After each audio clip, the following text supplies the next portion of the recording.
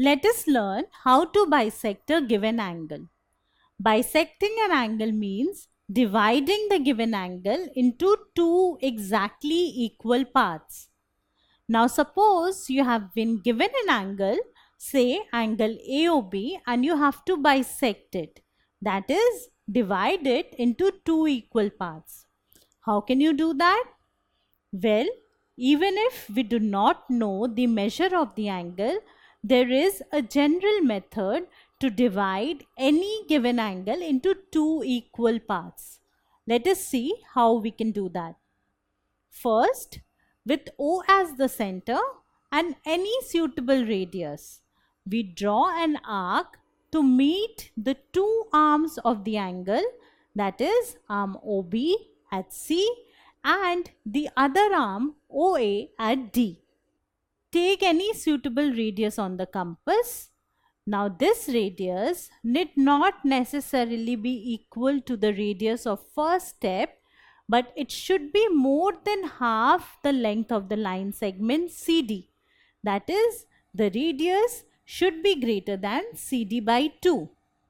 Now, with C as the center and using the new radius, we draw an arc. Draw the arc in between the two arms of the angle and opposite to the side of point O with respect to CD.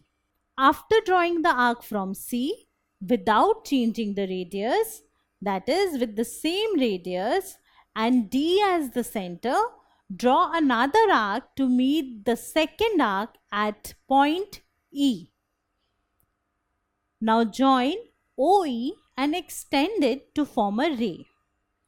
The ray OE is the required bisector of angle AOB. It bisects the given angle AOB into two equal parts.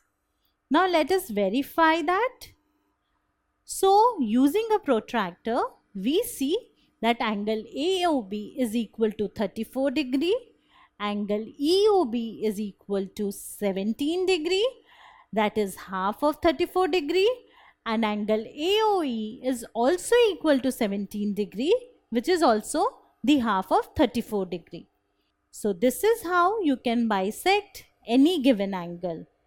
So now you can bisect a 60 degree angle to get a 30 degree angle, and you can further bisect a 30 degree angle to get a 15 degree angle.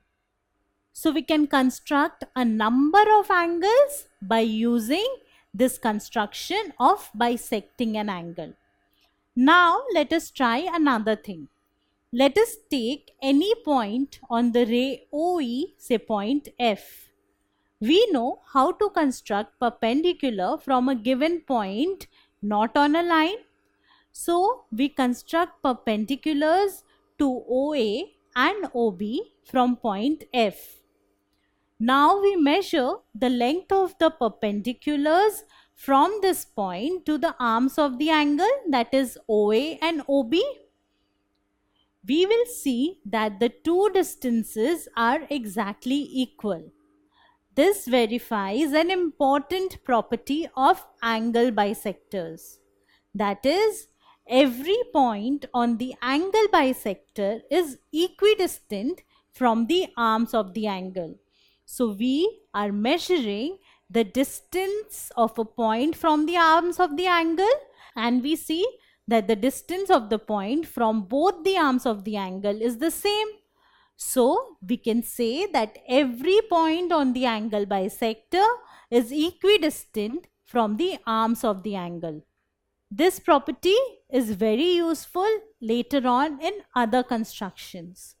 So we saw how we can construct the angle bisector of a given angle, and it is very useful in construction of different angles. If you like this video, then subscribe to our channel. You can also register for free at deltastep.com to get all the learning resources as per CBSE, ICSE, IB, Cambridge or any other curriculum. Over 5,000 amazing lectures on maths, science, English and social science. Our unique interactive video technology keeps you engaged And our iDictionary feature allows you to quickly revise any concept. Master each topic at your own pace with our adaptive practice technology and 1 million plus questions. Get instant answers and detailed solutions. Be exam ready by taking unlimited mock tests, performance analysis along with actionable feedback, personal tutors to resolve the slightest of your doubts. And that's not all. You can also win exciting prizes like PlayStations, iPads, watches, and many more, along with certificates through our Earn As You Learn program. So at deltastep.com, learning is not just fun and easy, it is rewarding too. So register for free now.